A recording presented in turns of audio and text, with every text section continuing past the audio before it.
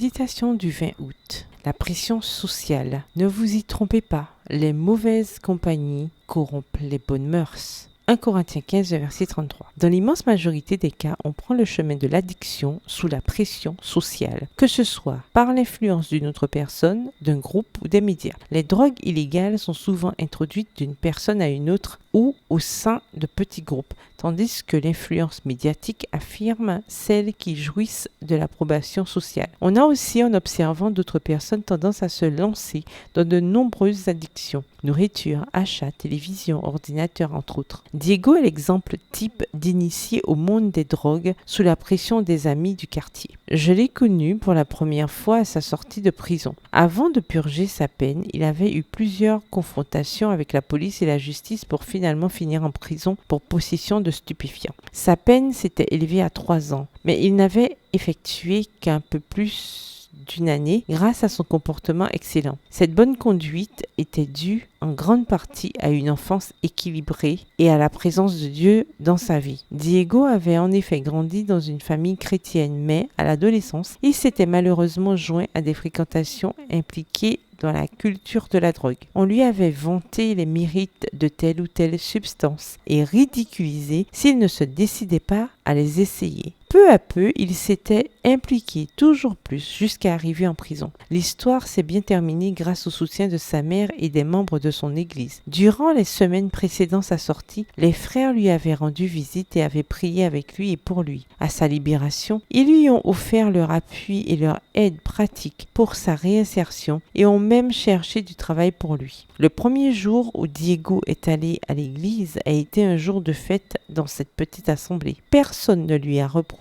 ses erreurs passées, mais on lui a ouvert la voie et offert le soutien. Diego a dit « J'ai vu l'amour de Dieu dans les personnes de l'église et le Seigneur a été très bon envers moi, malgré mes mauvaises décisions. Maintenant, il me reste à demeurer à ses côtés et loin du milieu de la drogue. » Le premier pas sur la mauvaise voie des addictions est le plus facile, le dernier le plus difficile. Prions Dieu pour qu'il nous protège des influences adverses de l'environnement, que ce soit des personnes ou des messages médiatiques, et attachons-nous à Jésus qui nous offre le meilleur soutien possible en ce monde de souffrance et de péché. Bonne journée, que l'Éternel vous bénisse.